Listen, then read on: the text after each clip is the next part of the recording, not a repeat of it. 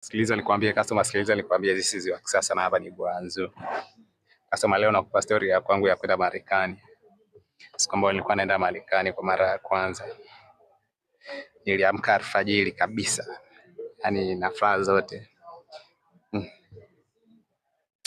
Eti watu wa Marekani waga tunaamka alfajiri kweli tukiwa tunaenda. Tukiwa tunaenda Marekani waga tunaamka alfajiri. Hamna, achana na hiyo siku. Customer, wale watu wa Marekani wenyewe watakuja tu kutuambia hapa chini kutukumbusha kama waga tunaamka alfajiri au ni lini. Tuachane nayo hiyo. Hiyo siku nakupa story nyingine. Hiyo Marekani nitakuja nikupe siku nyingine. Nilikuwa hiyo siku niliamka kwenda Uingereza customer. Nilikuwa tu na michongo yangu, nimeenda airport, nikapanda ndege kwanza, nilikuwa nimependeza sana hiyo siku. Nakumbuka nilisifiwa sana watu wengi, nikaambiwa sasa leo umependeza, nikawa nasema tu asante, asante, asante.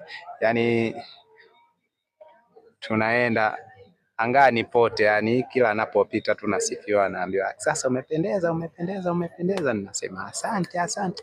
Yani mpaka ikafikia mwisho wa siku sasa mikono tu nikaa nimeweka hivi nasema tu asante, asante, asante, asante. Basi mambo yakawa yameendelea mpaka nimefika, nikashuka pale, nimefika Uingereza ile, nimeshuka. Mtu wa kwanza kukutana naye kabisa pale alikuwa ni yule mtu alisemaga teknolojia. Huyo ndo mtu ambaye nilikutana naye. Amna, tuachane na hiyo siku customer. Hiyo siku mimi nilikuwa nimeamka tunaenda Sweden. Nilikuwa naenda Sweden customer. Nilikuwa naenda Sweden customer, nikawa nimefika kule nilikutana na watu wengi sana, lakini alikuwa tu kwenye mambo fulani hivi ya official sana ambayo ni ngumu kuexpose kwako customer. Lakini ipo siku utakuja tu nikwambie hiyo siku ya Sweden nayo story yake kabisa. Kuna story ndefu sana ambayo iko pale customer, kwa hiyo nitakuja tu nikwambie customer wangu. Basi hiyo siku ya Sweden nitakuja tu nikupe hiyo story yake.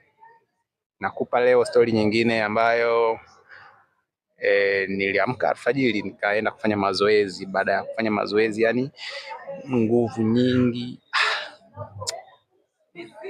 customer, kama unavyoniona. Kwa hiyo yale mazoezi yamenisaidia mpaka sasa hivi nimekuwa bouncer. Naona hiyo customer. Customer, karibu sana customer, na Mungu mwenye vyote akubariki sana customer. Kama unataka